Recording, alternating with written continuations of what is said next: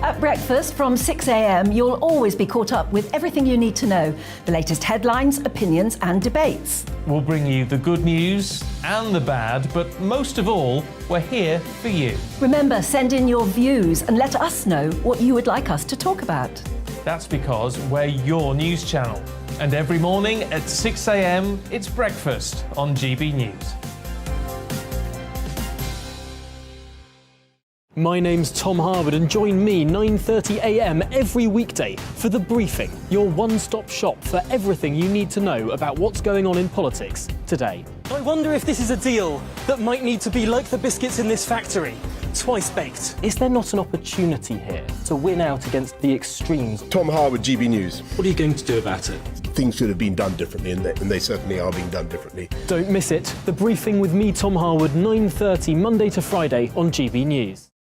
Where would you like to go? Just take me to the studio, please, mate. You know where you're going. I've got a show to do. Friday Night Feast on GB News, 7 p.m. And it's like nothing you've ever seen before. We take a different angle on the week's biggest news stories. The viewers and listeners set me some absolutely mad challenges to do. We tried to rehome a rescue dog. And yes, there's some other wacky stuff in there as well. I feel like I could take on the world.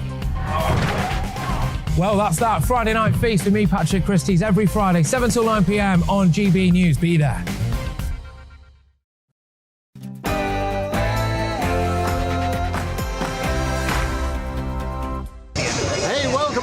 To the Mark Steyn Show. GB News is the People's Channel, and we are here among the people in Northern Ireland on Orangeman's Day.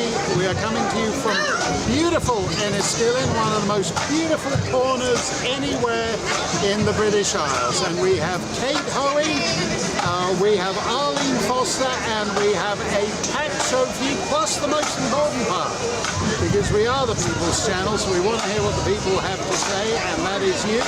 You can email us, gbviews@gbnews.uk. You can Twitter me at GB News, and I am sure to hear it over the sound of the bands and the pipes. The pipes are calling, as Fred Weatherly KC said so many years ago. Orangeman's Day in Enniskillen, all coming up for you after the latest headlines.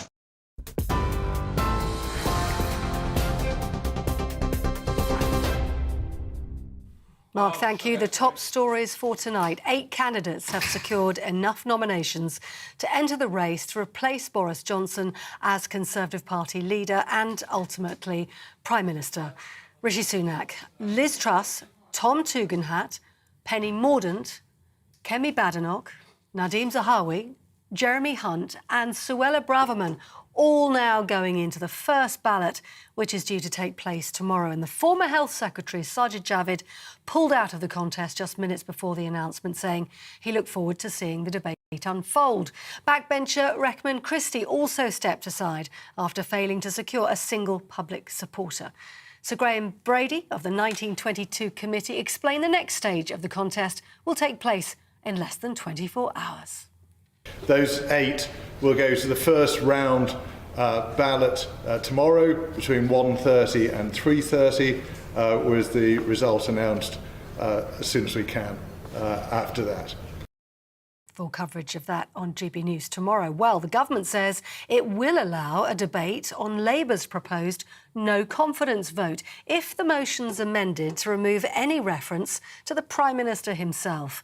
That comes after Labour's initial motion for a vote of no confidence in the Prime Minister was denied. The Labour Party has accused the government of running scared and called on the Tory leadership candidates to denounce the decision. But a government spokesperson said a vote on the Prime Minister now would be a waste of parliamentary time, as he has already resigned. Also in the news today, an inquiry has concluded that more than 1,000 children were sexually exploited over the last 30 years in Telford in Shropshire. The report calls the police and council failings nothing short of shocking. It also says unnecessary suffering and even deaths may have been prevented if West Mercia Police had acted on reports. The inquiry, which has taken 3 years to conclude, looked at allegations from 1989 to the present day. Telford and Wrekin Council issued a statement saying it apologises wholeheartedly to the victims, whilst West Mercia Police admitted their actions fell far short of the protection the public should have had. Around 120 firefighters are at the scene of a blaze at a pub in Trafalgar Square in central London right now. London Fire Brigade, we understand, was called just before 6 o'clock tonight.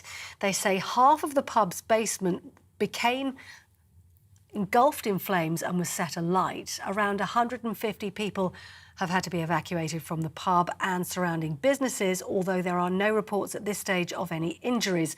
The cause of that fire not yet known, although incredibly hot today weather-wise. Her Majesty the Queen has said the COVID-19 vaccine rollout was amazing.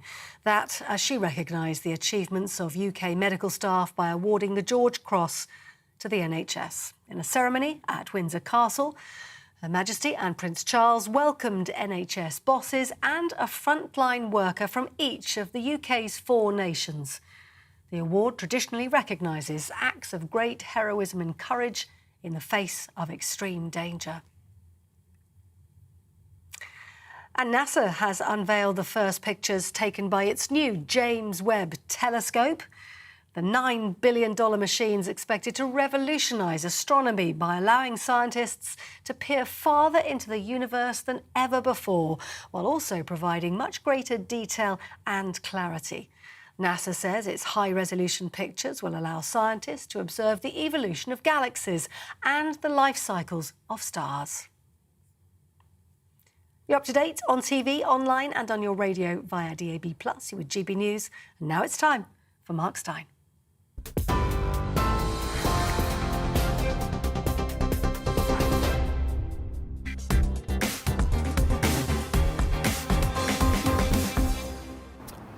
Hey, welcome along. We are live in Enniskillen at Enniskillen Castle, which I think dates to approximately 600 years ago, built by Maguire the Hospitable, Lord of Fermanagh, as he was, and certainly the people of Enniskillen have been very hospitable to us from GB News as we have been here today for the glorious 12th Orangeman's Day. Let me work this out. I believe it's 332 years since the Battle of the Boyne. Some events are significant for a third of a millennium. Others are not even significant for a third of a week, such as Sajid Javid's leadership campaign. Before we get on to the show, I want to just make a couple of programming notes relating to what we heard on the news. I can blow hot and cold on that George Cross for the vaccine rollout on Thursday. There are 2 sides to this story. On Thursday, we will be talking to vaccine victims, people who have been widowed by the COVID vaccines, people who have been chronically injured, forced to give up their jobs, unable to drive, and in many cases having to sell their homes to pay medical bills. So it's all very well for the NHS to get the George Cross from the Queen, but there is another side to that story, and we shall be telling it in a 1-hour special on Thursday's show.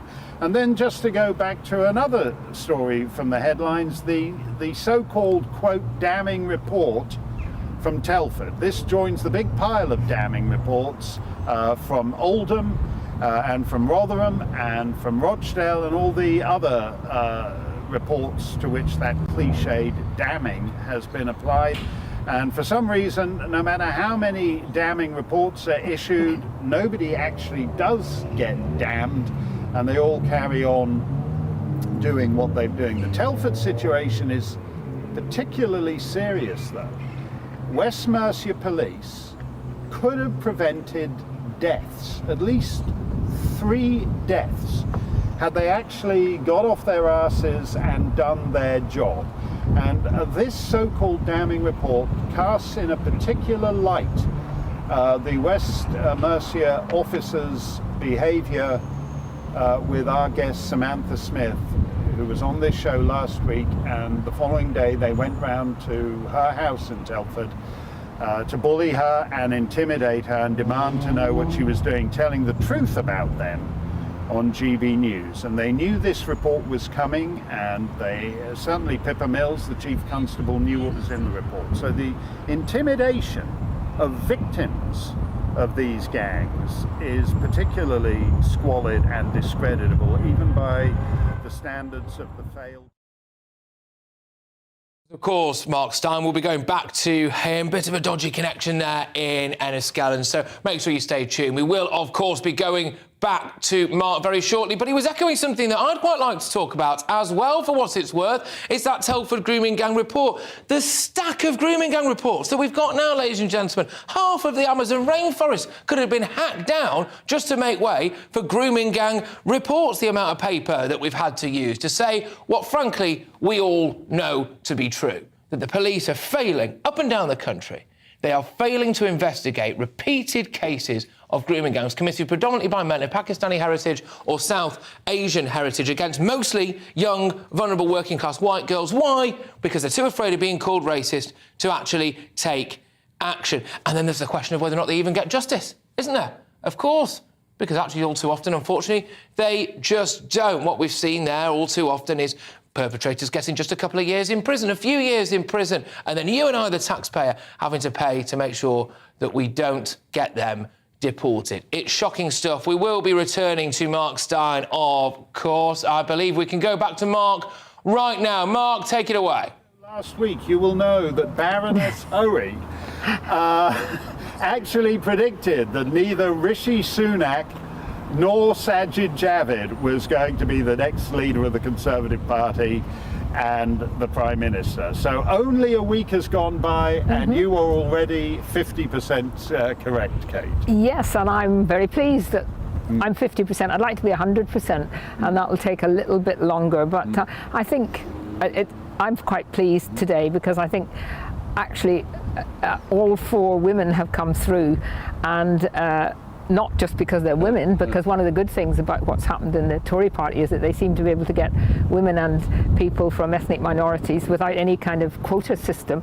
So I'm pleased today, and I think we'll see some other interesting results. I think it might just surprise everybody in the end what happens, but I don't think Rishi Sunak will be Prime Minister. Well, I'm still saying that. Yeah, I don't think the Tories would be happy, the Tory base would be happy about it. Just let me ask you this, though. Theresa May had a little dig, I think, at whoever was leader of the opposition back then, probably Jeremy Corbyn, to say that for all the bleating on the Labour side about identity politics, it's the Tories that actually make women their leaders. Why do you? I mean, we're in a situation now where the Labour Party is led by what in normal circumstances would be criticised as old white men, and it's the Tories that are diversity a go-go. No, and it's interesting, because while Labour did a lot of talking about positive discrimination, had all women shortlists, all this kind of thing, the Conservatives just got on, and it happened. And I think the fact that we could end up with a very good possibility now of the Conservatives having a 3rd woman Prime Minister, and Labour hasn't had one. It really does say something about maybe the whole way that they have tried to push this whole idea that the only way women can get on is by giving them special help. And I always opposed women-only shortlists. I don't agree with it. So good. Let's see if out of those 4, which one will end up as Prime Minister. Well, certainly I think there will be a lot of there'll be a lot of bitterness in the party for Rishi Sunak to emerge. But you're so far. I'm getting. So we'll see if the rest of that situation comes through. Now we're here in Enniskillen in County Fermanagh on Orange Day. Which of these Tory leaders is best for the union and best for the vexing qualities of the protocol? Well, the one who so far has actually made it very clear and put it as a very top priority is Suella Braverman, who has been very consistent, and of course as Attorney General ruled that the legislation on the protocol that's actually going to have its committee stage tomorrow in the House of Commons is legal and is not breaking any international agreements. So I think in terms of that, but I think most of them realise that they can't go back on the legislation completely, but of course the legislation can be kind of not destroyed but watered down by amendments so much that it would mean that, for example, one of the amendments that's being moved is to say that more or less before anything could happen, even when the legislation goes through, would have to come back for a parliamentary vote. Now we saw what that did to the, getting us out of the EU during Parliament, when, the Ben bill and everything had to be decided by Parliament, and that would really tie whoever is Prime Minister. So I'm hoping that they realise, and anyone who comes to Northern Ireland at the moment and talk to people will know that you're not going to get devolution back. You're not going to have an assembly back until you get rid of the protocol, and the government has to act on that. Well, let's just play that out a bit, because there is a theory, it's a little more than a conspiracy theory, but we can treat it like that the whole object of getting rid of Boris Johnson, as Michael Heseltine said, is you get rid of Boris, you get rid of Brexit. And that as far as Heseltine types are concerned, the best way to solve the problem of the protocol is by putting the rest of the country back under the EU for those purposes. Yes, and that's what has been said by some members of Parliament and some even senior people, that of course that is what we know the European Union wants as well, that they think that by keeping to the protocol, keeping Northern Ireland as part of the single market and subject to all their rules, that the easiest thing then would be for the rest of the United Kingdom to also come back in and be part of the single market. Now, we actually saw Keir Starmer from Labour last week ruling that out. Whether he means it or not, I'm not sure. Well, but I don't think we can believe him, given that what he did over the referendum. No, I don't think he does mean it. I just think he wants to neutralise the question before the election. But I certainly think that if you are a hardcore Remainer... Yeah, you want to keep the protocol. Well, you want to keep the protocol, and you basically want to sign up Scotland, England and Wales to the protocol. Yeah, and you see, I think the public and those who voted to leave, and those people in red wall seats who the Conservatives really want to hold on to, know that that would mean we were really back in the European Union. The reality is, if you want to be out and completely independent and free, able to do the same kind of things that we all voted to leave to be able to do, you can't stay in the single market and the customs union. Well, how do you feel then about your fellow unionists? Because there are, certainly on the Republican side from Sinn Féin and everything, they've played the possibilities of this protocol rather cleverly, because they've identified a kind of ambivalence on the unionist side, which is that there are people who profess to be unionists and loyalists and want to remain part of the United Kingdom, but at the same time do not want, to go a couple of miles south and find that there is a hard frontier with the European Union. And of course there's no need for a hard frontier with the European Union, and that has been played very cleverly by Sinn Féin, but also of course the Irish government have played it, and they played along with the European Union and have played that idea that somehow the border, it just makes me so very angry actually, that it was okay to have not to have a hard border between the Republic of Ireland and Northern Ireland, but it's fine to have a hard border between one part of the United Kingdom and another. And I think it's only in the last few months, because Unionism finally said we've had enough and we're going to come out of the Assembly, we're not going to go back in until this is sorted, that the public in Great Britain have actually realised just what ridiculous situation it is. And if you asked any of those Conservative MPs, would they allow their constituency to be separated out and kept in the European Union, they would laugh at you. So I think unionism needs, I'm pleased that finally there's a bit more unity within unionism. I'm pleased that there is a fight back against the protocol. But, for far too long, I really do believe that we've been too nice, unionism. They've sat back and said, oh, well, we're British and we don't do it in this sort of way that Sinn Féin do or nationalists do. But the governments of all parties have taken us for granted, and I think that's got to change. Well, you know, what I don't get is why the government of the United Kingdom, which is a member of the G7, has a permanent seat on the UN Security Council, is the whatever biggest economy in the world, allows itself to get kicked around essentially by a Dublin government that has far more to lose than the UK does if they don't reach agreement. I mean, I simply don't understand why cocky Dublin foreign ministers are allowed to strut around on the world stage acting as if it's Britain that is backed into a corner and has to concede everything. And keep telling people in Northern Ireland what they should be doing in the political parties. You know, the Irish government has gone right against the Belfast Agreement in terms of all the different strands, because Strand 1 is not meant to be their involvement at all, and they have got involved, and they keep, I mean, I think the relations now between Northern Ireland and the Republic, and obviously because that's broken down, there's no more, you know, Unionism is not getting involved in any of the cross-party meetings, cross-border meetings, but also I think the government itself has actually played along with the Irish government. You know, they never seem to speak out, and then the Irish Taoiseach has the cheek to tell us that the United Kingdom is being partial. You know, as if the Irish government don't stand up for the nationalists. And we have in the past, I'm afraid, the British government has tended to say, oh, we must be impartial, you know, we must be sort of nice. Whereas they are, I know. Well, that's that rubbish I can't stand where, Her Majesty's government accepts that it has no selfish interest in Northern. Oh, right. So do you have no selfish interest in Scotland, England, and Wales? Well, that's again, you see, Mark, what people, you know, worried about the Union. I mean, surely no British Conservative Prime Minister wants to be Prime Minister over breaking up with the United Kingdom.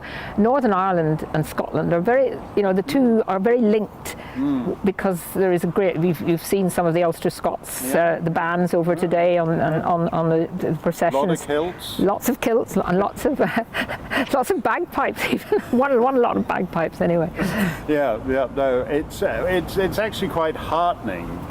I don't think a lot of people would have bet, you know, we're talking a century, I think the Irish Free State celebrates its centennial in December, and I don't think a lot of people would have bet that Northern Ireland would have survived a century. So you must be pretty pleased, actually, that it has. I am, and I'm very pleased that, you know, I'm pleased that we're, as I said, we're fighting back, but also now I think there is a recognition that, you know, Northern Ireland, we're not going anywhere. We're not, you know, you have seen the strength of people today and all over Northern Ireland, and, you know, just because we're not always out there shouting, maybe we should shout a bit more.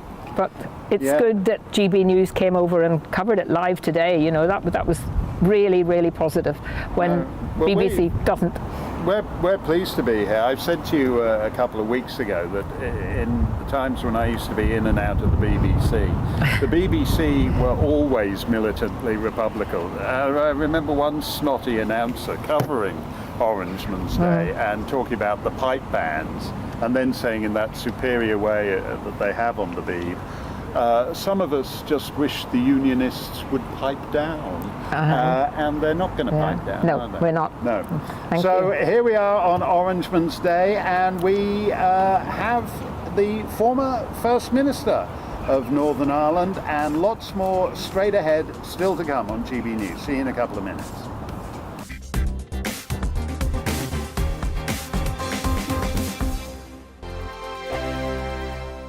We are GB News. We're right across this great nation. On TV. On radio. On digital. Absolutely everywhere. We don't talk down to you. We embrace all voices with honest and civilised conversation. We are not part of the establishment. We're one of you. And we're only getting started. Join us on GB News, the People's Channel. Britain's news channel.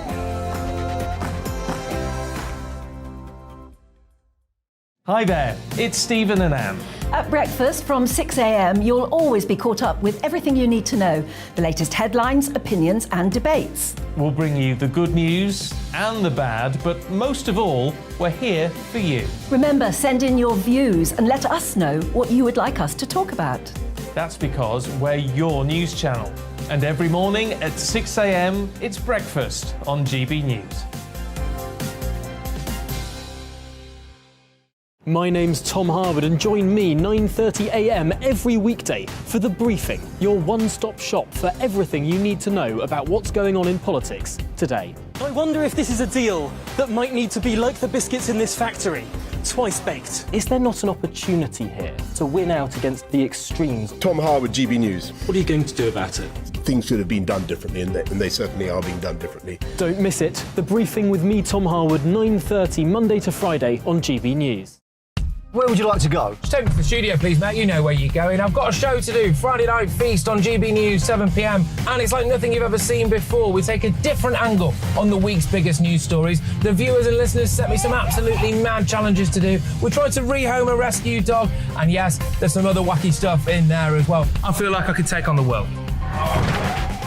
Well, that's that. Friday Night Feast with me, Patrick Christie's, every Friday, 7 till 9 p.m. on GB News. Be there.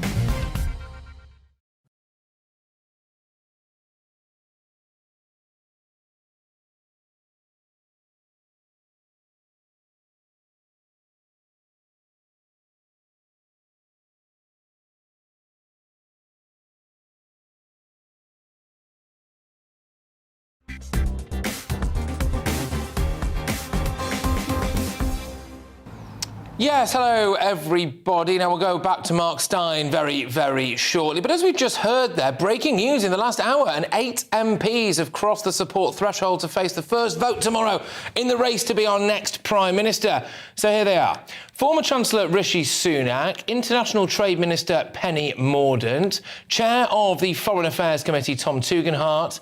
We're going to wait for this graphic to catch up. Rishi Sunak there, Penny Mordaunt, there it is. Tom Tugendhat, right, we're on track. Liz Truss, there we go, of course. Former Chancellor I should say, Nadeem Zahawi, former Equalities Minister Kemi Badenoch, Health Committee Chair Jeremy Hunt and Attorney General Suella Braverman. Well, I'm very pleased to say that I am joined in the studio right now to dissect this battle for number 10 by the one and only Mike India. Mike, thank you very, very much. OK, so is your head telling you that it'll probably be Rishi, or do you think that when it goes to the Conservative votership, they might, dare I say it, go for someone like a Penny Mordaunt or a Kemi Badenoch? I think if it goes to the Tory membership, Rishi Sunak faces an uphill battle. I think the media are being incredibly complacent, the Westminster press, in giving Rishi a head start at the moment, just because the number of MPs he has is publicly declared ahead. We'll have to see what happens in the first round tomorrow. I'd fully expect him to be ahead in that as well, but there's a lot of rounds of voting. Just talk us through, yes, so it's a really important point, this actually. Just talk us through the kind of protocol and the procedure that we can expect here now then. I was talking to someone just before we came on there and they said, we must be down to the final 2 by now. I said, not even the Tory party is that ruthlessly efficient. So today we've had the deadline for nominations closed. That has whittled down the field of 12 to a field of 8, the candidates you've just listed there. The first round of voting is tomorrow. They need 30 votes to proceed to the second round. They then keep voting round by round among Conservative MPs until 2 candidates are left. Those 2 candidates will then go out to the country to be selected by the Tory membership of about 80 to 100,000 people. And then how long after that would you anticipate? We're delving right into the future here in the hypotheticals, but how long after that do you think it'll be for a general election? Because even though, you know, it's pretty obvious I would personally probably rather have a Tory government than a Labour government. I don't think that would shock anyone at home. But you know, there is something a bit rum about essentially 80,000 people choosing the Prime Minister. Well, this is the 3rd time since 2010 there's been a change in Tory leader, and the 2nd time that it's been decided by the Conservative membership. It was Theresa May, of course, had that bizarre coronation in 2016, as you and I both remember during that period. To be honest, there will immediately be pressure to go to the country, but the person, whoever it is, whether it's Rishi Sunak, Kemi Badenoch, Liz Truss, they can wait until May 2024 to go to the country under the terms, because the timing of that general election will be in their hands. And don't forget, we're fully expecting whoever's in Downing Street, whoever's their chancellor, to be facing very strong economic headwinds, inflationary pressures that haven't been seen in 4 decades, and a recession. So that stagflation then comes. Well, it's an argument to say, why bother becoming the Tory party leader or Prime Minister now?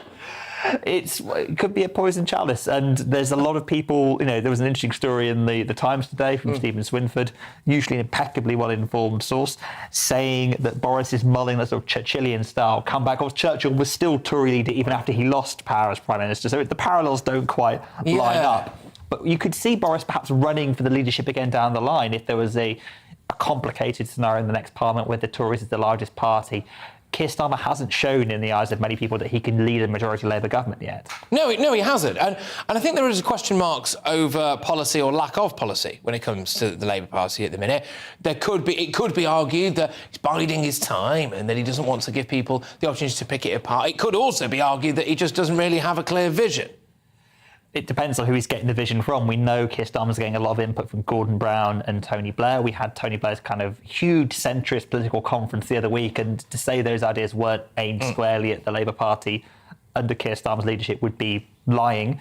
Yeah. Don't forget, Labour's still committed to that 2019 manifesto at the moment, and a lot of people inside the party will fight hard to preserve that. So if everyone wants free broadband for all, then, a Labour government's what they should get. Well, maybe, there we go. But just to return to the Tory leadership election, obviously the Tory talent show, as it's being called in our office here, but the Tory talent show. Now, Liz Truss is clearly highly regarded behind the scenes.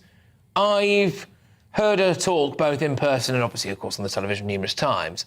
I don't quite get it, I must say. I don't quite get Truss as why she's maybe at that level. And Dominic Cummings basically called her crackers. What's your view? I don't think she's crackers. I think she has a very unique brand of how she presents herself. There were some wonderful pictures on her Instagram when she was International Trade Secretary of her around the world with a Union Jack umbrella as well. So she's proud to fly the flag for Britain. I think my favourite Liz Truss moment was when she was photographed on that tank a la Margaret Thatcher on that trip to Eastern Europe as well. Not pork farms. Pork markets, this is when she was Environment Secretary, but she has consistently been in the cabinet since then. She has. She was, actually, I think she was our first female Lord Chancellor as well, very briefly in Theresa May's government. So she has a lot of cabinet experience. She will, I suspect, be the candidate who a lot of people will row in behind. We've seen the Dean Doris and Jacob Rees-Mogg do just that. But she is very much her own person. I think she's strong on libertarian credentials too, don't forget that. Which actually, given the context of what's happened over the coronavirus crisis, might be fantastically appealing to a lot of people. Nadhim Zahawi's struggling a little bit, isn't he, at the moment? There's some, unfounded, I suppose, allegations of not financial impropriety. How would you describe it?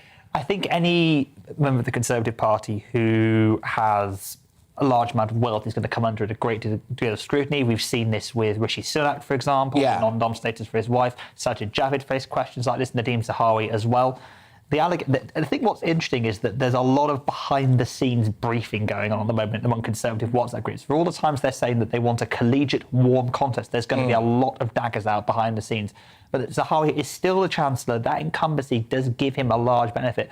He will struggle, though, because he's comparatively new to the cabinet. He's very close to Boris Johnson. And don't forget, he has that rather awkward letter that he sent last week that was a resignation but wasn't in so many words. Yeah, interesting stuff. Look, Mike, thank you very, very much. Great to have you here. I'm assuming you'll be sticking with us for a little while longer, depending on whether or not we can get Mark Steyn back, of course. But thank you very much, everyone, for tuning in. We are, of course, discussing the Tory leadership race. Fingers crossed we'll be going back to Mark Steyn in Northern Ireland very, very shortly. But I believe now it's your weather. Or a break. What happened? Whatever, do something.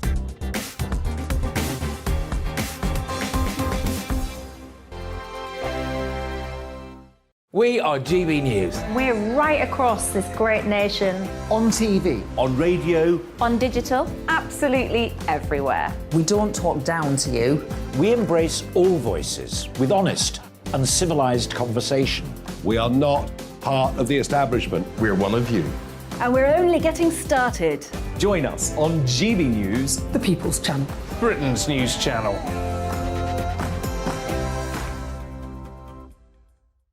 Hi there, it's Stephen and Anne. At breakfast from 6 a.m, you'll always be caught up with everything you need to know, the latest headlines, opinions and debates. We'll bring you the good news and the bad, but most of all, we're here for you. Remember, send in your views and let us know what you would like us to talk about.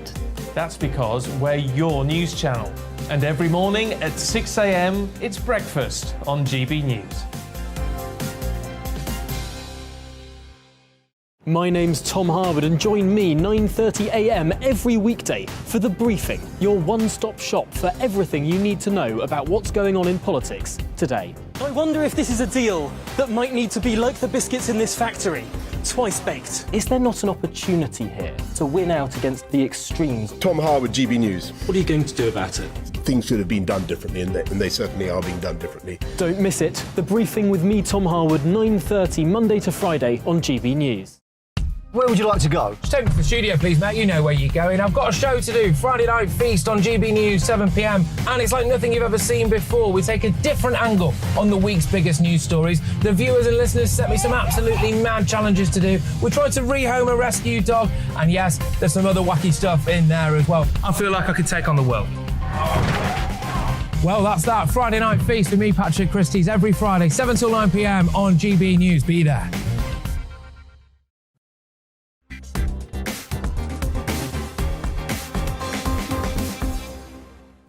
Yes, good evening, everybody. It's 34 minutes past 8. There we go. And I'll be joined very shortly by David Maddox, the political editor of Express Online. There's lots to pick through, isn't there? We've got 8 runners and riders now for this Tory leadership campaign, the Tory talent contest, as it's being called in this office. Who's your money on? What kind of things do you really want to see them say? Do you want tax cuts? Do you want to sort the cost of living crisis out? Do you want them to be stronger on the world stage with things like Ukraine? Do you, as I potentially suspect, maybe wanting to sort out what's going on in the channel? Cheeky little plug before we go to David, OK? Why not? I'm on telly, I might as well do it for you. I did do a big exclusive here, actually, earlier for GB News. You can watch it online now at GB News. I am, of course, covering for Nigel Farage, or at least was until now when I'm covering for Mark Steyn. And basically, you can go and have a look at that, and it's about an asylum seeker hotel in Essex, and it's shocking stuff. But without further dither and delay, David Maddox joins me now. Mad Dog Maddox, the political editor of Express Online. Mad Dog, how are you? It's been an exciting day. Yes, it has indeed. All right, OK, so what's the very latest for us? We've got 8 final runners and riders now. That's going to be whittled down, isn't it? Sunak supposedly out in front when it comes to Tory MP support, but potentially not when it comes to support of the membership. No, and that's going to be the interesting question. It looks like Sunak versus somebody else. There's all sorts of devious games going on at the moment. There's accusations that Sunak's moving votes around because he has so many MPs that he's trying to get somebody more pliable for him to take on in the contest. Yeah, it's a fascinating few days ahead. Fascinating few days ahead. Who's your money on then? I think currently it's so hard to predict. Currently it's a Sunak versus Truss runoff, I think. Penny Mordaunt or Tom Tugendhat could get in there. It doesn't seem likely that the others are going to make it, but you just never know. But actually, as we speak, they're doing the first round of hustings. I think they're with the Common Sense group at the moment, who are the right-wing group in the Conservative Party. So, you know, just a mistake there or some positive thing, and the whole contest can change. It's happened before. I wonder whether or not Rishi Sunak's a little bit too polished, OK? You know, we had Dishy Rishi, didn't we? We've had the fact, of course, he's clearly been planning on running for a very, very long time. That video did not get put together in just 24 hours, did it? I suspect his promotional video initially. He is seen to be quite slick. He does seem to be quite media savvy. But I just wonder whether or not the public actually wants that. Boris Johnson, for all his flaws, and there were several, of course, was the kind of guy that I think a lot of people found actually weirdly quite relatable. And I just don't think Rishi Sunak really has that, especially in the north of England. Well, of course, his seat's in the north of England, but it's in the kind of bit of the north of England which is a bit like Surrey, up in Richmond. Very nice up there, actually. At the moment, there seems to be a kind of, you're either ready for Rishi, as his campaign says, or anybody but Rishi. I mean, it's hard to tell. I think some of the stuff that's been thrown at Rishi has been deeply unfair, especially trying to pretend that he wasn't a real Brexiteer. But, you know, in fact, I've just written a piece, it should be going online shortly, where we have the odd situation where real hardline Brexiteers are now lining up behind Liz Truss, a Remainer, ardent Remainer in 2016, to stop the Brexiteer from 2016 winning the contest, who was Rishi. Yeah. I mean, the world has turned on its head, literally. Yeah, it has. You couldn't make it up, could you, actually? You couldn't make it up. No. But let's talk about Tom, OK? Tom Tugendhat is someone that And my friend Mike is still here, and we'll probably go lobbing it back over to Mike Indian very shortly. But we didn't actually have a chat about Tom Tugendhat before when we were discussing these run-ins and riders. He's a very good orator, isn't he? I think he seemed to have some genuine gravitas. What's your view on his chances? So he's the most pro-EU candidate, which kind of a bit counts against him, but he's also the cleanest pair of hands. He wasn't involved with the May or Boris governments.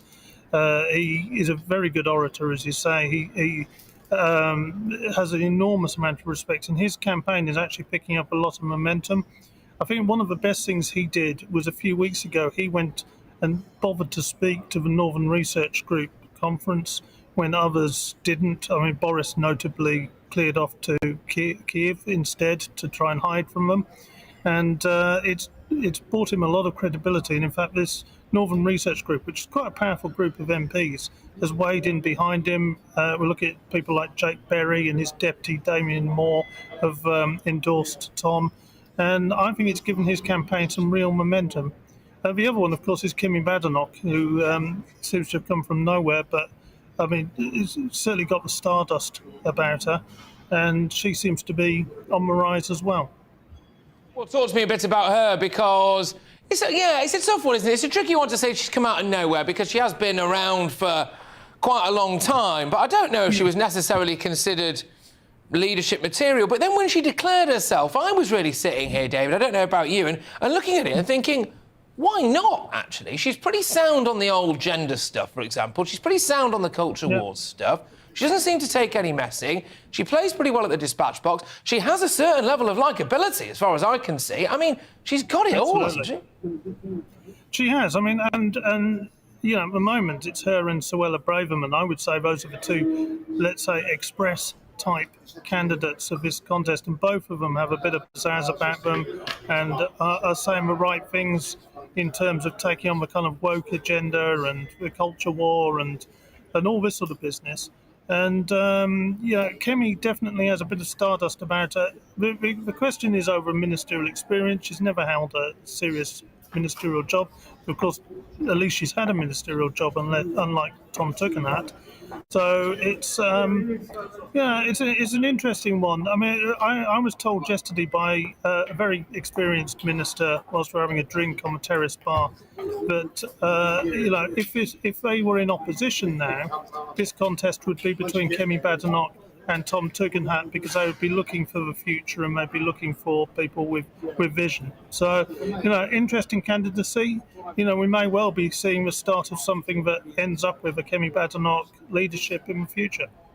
Just lastly, David, and thank you for making the time for us at very short notice, by the way, but just lastly, does it put to bed the ideas of the Tories being this kind of racist party? I mean, the candidacy list here looks like it might as well be the UN. The idea now that the Tories are some kind of racist party maybe can be put to bed by this candidacy list. Of course, Labour Party yet to have a female leader, or indeed an ethnic minority. Well, indeed, and I mean, it was always a nonsense. It was always a lie by the left, just because people don't buy into their kind of way of trying to socially engineer things instead of just allowing merit. A meritocratic view of people rising through the top for their ambitions. What we're seeing here is actually, maybe nobody's quite the full leadership package, but we're seeing a lot of talented people here. None of these people contesting the leadership would make bad leaders. And you're right. I mean, it's, it does look like something from the UN, and it shows what a healthy party, the Conservative Party, is, and what a healthy country Britain is, actually. My favourite thing about the Labour leadership last time was that everybody said there needed to be a woman. They had 4 women and 1 rather dull man. Of course, they voted for the rather dull man, and that's a bit of a problem for them now. Yeah. So, it's this is great news for democracy. I should say, though, historically, there has been an ethnic minority Prime Minister, and of course that person was a Conservative, Benjamin Disraeli. That's a very good point. That is a very good point. Absolutely. David, look, thank you as ever, my good man, and thanks again at short notice, David Maddox there, of course, political editor at the Express. I'll lob Mike Indian back into the game here now, Mike. Thank you very much. Also diligently sitting here for a rather long time. So when it comes, which candidate do you think Keir Starmer would fear the most? I think Penny Mordaunt would probably be the most effective candidate towards attacking Starmer on the ground of the old two Union Jacks he's tried to bring to it. Tom Tugendhat is a very interesting one, though, because he's somebody who is really a breath of fresh air in this contest. And I was talking to one of the MPs who's rode in behind Tom Tugendhat today, and they were explaining to me that actually they are almost wanting to look to fresh leadership overall, given the fact that they could be electing not just a Prime Minister, but also a leader who might have to lead them in opposition after the next election as well. That's interesting. Just very quickly, Mike, because we're going to have to go to a package in a second now, but do you think that if whoever they elect now, the Tories, doesn't win the next election, they have to go, or do you think they'll stick around? I think there'll be pressure for them to go if they lose the majority in 2024. Fair enough. Good stuff. Mike, thank you very much. My good man. Mike Indian there, a man who's really earned his money this evening, let me tell you, experienced political commentator and podcast. Well, today has been, of course, the 12th parades in Northern Ireland. Mark Steyn and Arlene Foster have been there and they've brought us this package. Let's take a look. A few scenes from the parade here today, earlier in Enniskillen. It's a great pleasure to be here with Arlene Foster. Let me see if I get this right. Dame Commander of the Queen's Most Excellent Order of the British Empire. There are dames all over the Commonwealth, but Arlene is one of the few who'll be able to say that she became a dame in the Platinum Jubilee honours, which is a particular honour, I think, Arlene. Oh, absolutely. It was an honour to start with, but to get it during the Platinum Jubilee was absolutely marvellous. Well, you certainly deserve it. Now, Enniskillen is your hometown. How do you feel on this Orangeman's Day 2022? Well, it's just wonderful to have the full parade back again because, of course, during COVID, the first one was at home. There was no parades at all. Last year, it was close to home, so there were a lot of little parades last year, mostly in district orange parades. But this year, we're back to our full, as we call them, demonstrations. So here in County Fermanagh, we all come together at a big parade, and it's been a wonderful occasion. And the thing that's different about the Fermanagh parade is you have these fellas from south of the border, from Cavan and Monaghan, run into a couple from Donegal. And it's always quite poignant because they're the remnants of southern Protestantism in a way, and you can see little semi-abandoned orange lodges all over the south. It's a big day for them to get to come here and celebrate a kind of all but extinguished tradition down south. Well, you know, I was at their 12th of July, which they hold the Saturday before the 12th on Saturday in Rossnowlan, County Donegal, and it's always a lovely day. A lot of Fermanagh brethren would go over for that parade, so then they come back to our big parade here on the actual 12th, and they always get a very warm welcome when they do that. And actually the Orange fraternity in Donegal and Monaghan, Leitrim, Cavan, they're still quite strong, and they have, some of them have some really good junior lodges as well, so that's really good to see, I think. Yeah, maybe I'm being a bit too pessimistic because I'm thinking of the deep south where you'll come to a village with an abandoned building and you think, oh, that's an orange lodge. But it's actually quite strong as you head up towards the border. Yeah, it's strong on both sides of the border, if I can say that. And Dublin used to have quite a few orange lodges. There's still one or two still there, but certainly in, as you call it, the deep south, there wouldn't be too many orange men about nowadays. And what do you think? I always, worry about that because those were guys who 100 years ago, I'm sure, never thought that an entire tradition would just vanish from a lot of those towns and villages. How do you feel about the state of unionism in Northern Ireland in 2022? Well, of course, at the time of partition, when the island was split in two, there were about 10% of the population in the Republic of Ireland were Protestant, and that fell dramatically then after partition, and a lot of people felt that they weren't welcome in the new Republic of Ireland, and they came north to Northern Ireland, and there are a lot of families that did that, who live there, if you like, people who came here to Northern Ireland, they now have their sons, daughters, grandsons, granddaughters living here now, and they're very proud British citizens, so it's wonderful to see them here. So Look, this is very much a part of being a British citizen in Northern Ireland. We celebrate the glorious revolution of 1688. We celebrate the Battle of the Boyne. But more than that, it's now relevant now. What is the Orange Institution doing for young people now? And it's about culture, tradition, heritage, but also about helping them to get on in life. And I think that's a very important part of what the institution does now. Now, Enniskillen is your hometown, so you've known this, and you've known a lot of the people here all your life. Yes, I know. And are you still rooted here?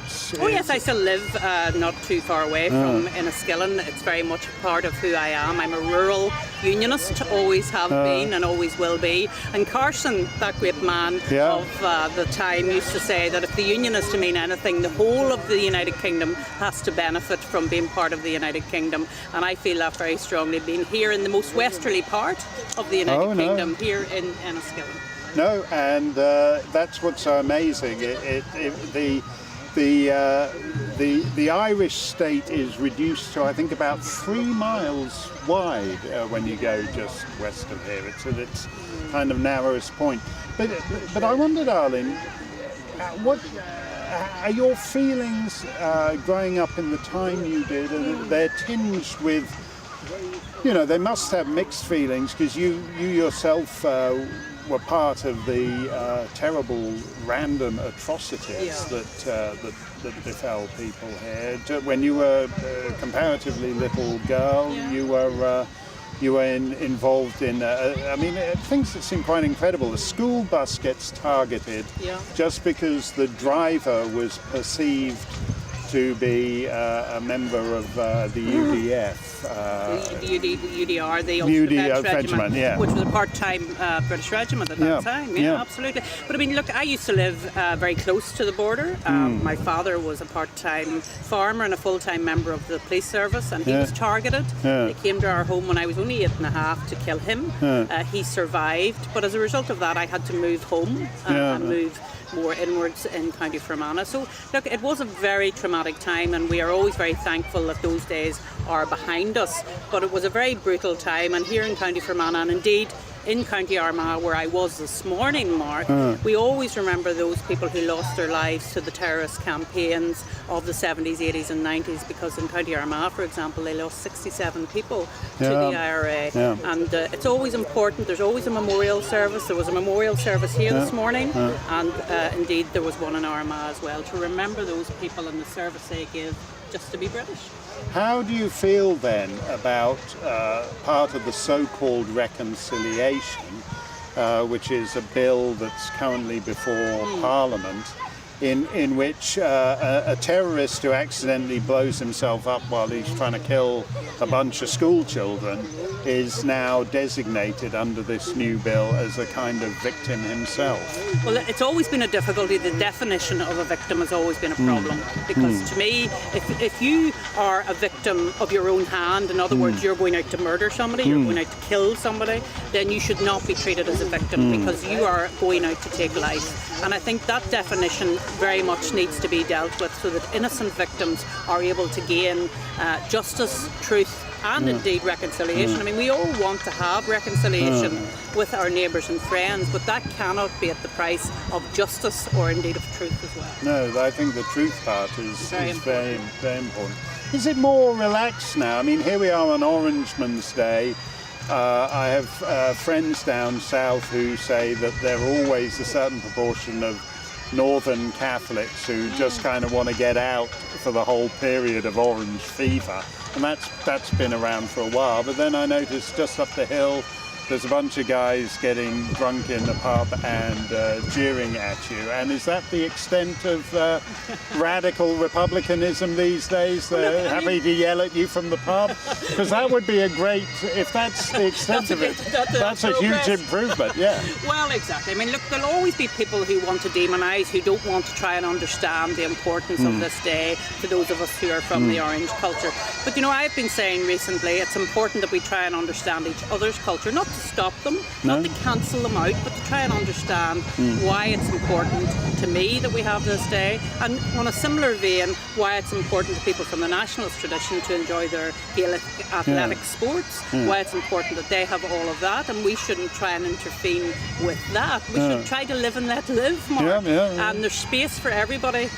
We don't live very closely together, you know. I mean, there is space for all of us to have our own culture and to have our own identity, and I think it's important that we do have that, because the worst thing of all that could happen is that we live a vanilla life. We're all neutralised into not having any sort of identity. It's important for me to have an orange identity, to have a British identity, and for many nationalists and Catholics, it's important for them to have an Irish Gaelic identity. No, and that's absolutely critical. And just to go back to that point you made, Edward Carson's point about unionism has to be to the benefit of all the people. What do you think people, Scots, English, Welsh, think of the State of the Union these days? Well, of course, the Union's under threat in Scotland. For many years, I have been told, as long as I've been alive, I've been told that the Union's under threat here in Northern Ireland. Nationalists and Republicans are very good at spinning their story, but actually the majority of people, I believe, in Northern Ireland very fundamentally, and indeed in Scotland, value the Union and everything that it does for them in their day-to-day lives, whether it's COVID vaccinations, whether it's the war in Ukraine, taking leadership, and I think that we have done that in Ukraine, our welfare system, our education system, all of those things come from being part of the United Kingdom, and I think most people, when they look at the relevance of the Union today, will know that it's as relevant today as it was back at the time of the Act of Union. Well, some of us wish Her Majesty's government was as concerned about the borders of the United Kingdom as it is about the borders of Ukraine, but that's maybe that's maybe an argument for another day. Arlene, you were commenting earlier today that you love the accordion music. Everyone thinks of orange marches with the pipes, but you like the accordion because you played the accordion. You know, the lovely thing about a rural 12th, like we've seen in Armagh today, and like we're seeing here in Enniskillen, is that you get accordion band, you get flute band, you get silver band, you get pipe bands. I grew up in the accordion tradition. I was a member of Rusley accordion band, and so I always have a little bias towards them, but I enjoy all the other bands as well. Do you still play the accordion? No, I haven't played the accordion for quite a while, but I'm sure if I was to receive one, I might give it a go. Okay, we're going to hold you to that, and we're going to make you play an accordion number on the GB News Christmas show. Arlene Foster, thank you very much, and congratulations on the damehood. Honestly, it couldn't be more deserved. Thank you, Arlene. Thanks. We'll be back in just a moment. Hello, Alex Deacon here with your latest weather update. Plenty of sunshine on offer for the next few days, and it's not going to be as hot. However, extreme heat is expected to arrive during the weekend. It's been pretty hot recently thanks to an area of high pressure, but here comes a weather front, and it's a cold front, so we'll be introducing slightly cooler air over the next few days. But it's still going to be very warm tonight, especially across the south. Maybe the odd little bit of rain here and there, but not enough to quench the gardens, I suspect. It will be turning cooler, certainly cooler than last night across northern Britain, but